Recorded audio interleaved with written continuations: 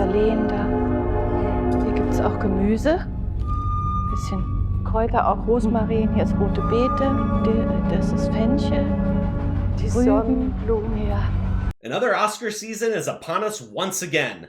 It's the time when some of the best movies of the year battle it out to call themselves Best Picture, or Best Whatever. Although the Academy Awards has no shortage of terribly bad movies, and this year is no different. We again have 10 nominations, one of which is nominated for Best Picture and Best Foreign Film, a rarity at the Oscars. But did Zone of Interest work up to the hype and praise from critics? Or is it another artsy fartsy passion project by another self-indulged director? Join me, dear viewer, as I explain the meaning behind Zone of Interest. There's no shortage of movies dealing with World War II. In fact, there's so many that it's really its own genre. We've had some deeply moving, emotionally charged, and action-packed films depicting that time period. So if you're coming into the genre as a director, you really have to show something that's either never been shown before or provide a fresh perspective in order to stand out. This year we've got 2 movies set in the time period with Oppenheimer and Zone of Interest. While much has been said about Christopher Nolan's iterations of the genre, we should explore Zone of Interest a little more. The film starts out with a black screen with dark, ominous tones playing. It opens with a family playing near a lake in the summer. The patriarch of the family is Rudolf Höss, a commandant of Auschwitz, who leads a disturbingly dual life, enjoying domestic tranquility with his family while overseeing the horrors of the concentration camp at Auschwitz. Despite moments of apparent normalcy, such as swimming outings with his children and familial routines, Höss remains entrenched in the atrocities. He becomes aware of human remains and approves of a new crematorium. Upon promotion, he relocates his family, but the juxtaposition of their serene life with the brutalities of Auschwitz continues. Hedwig, his wife, pleads to stay when he is reassigned, leading to his return months later for a deadly operation. So it's a dude that's good at his job, gets a promotion, gets transferred away from his family,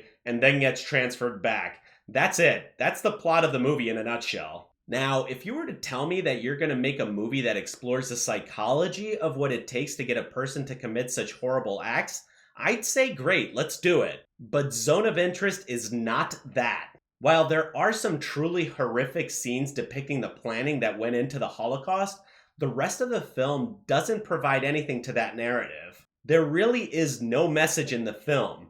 We are not shown much in the way of character development for any of the characters in the film. At the end, sure, the guy pukes in a hallway.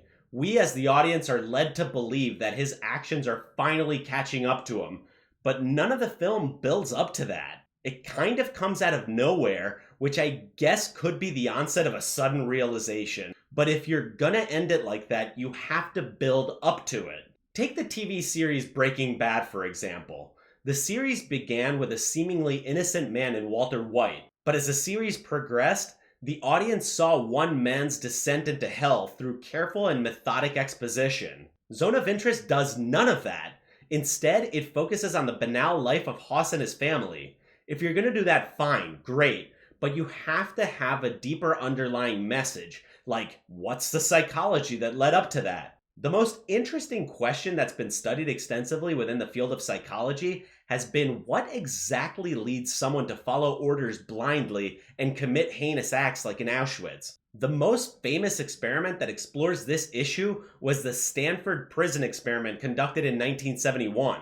In this notorious study, college students were randomly assigned to play roles of prisoners or guards in a simulated prison environment set up in the basement of Stanford University. The purpose of the experiment was to investigate the psychological effects of perceived power and authority in a simulated prison environment. However, the study had to be terminated after only 6 days out of the planned 2-week duration due to the extreme psychological and emotional distress experienced by the participants. The students who played the role of guards exhibited abusive and authoritarian behavior, while those assigned as prisoners showed signs of extreme stress and emotional breakdowns. The unethical conditions and the unexpected intensity of the participants' reactions raised significant ethical concerns about the study, leading to increased scrutiny and discussions about the ethical treatment of participants in psychological research. In order to fix a movie like Zone of Interest, you'd have to start from that psychological question and then work from there. The movie would have worked better if we, as the audience, saw more of Haas's early life, how he came to work as an SS officer, and gradually build up the suspense with more heinous acts in a sort of stepwise function. This would have ratcheted up the tension a lot better than the use of artsy fartsy shots. This brings me neatly along to the cinematography of the film. The film makes extensive use of sound and visual imagery to sort of show you what's in the background of the seemingly banal life the Haas family leads. The director Jonathan Glazer makes use of infrared cameras to show a Polish woman leaving apples for the prisoners in the concentration camps. Again, this is an artsy-fartsy way of juxtaposing the harsh reality of the camp without showing the actual torture going on. If you don't want to directly show it, but instead entirely allude to it, fine.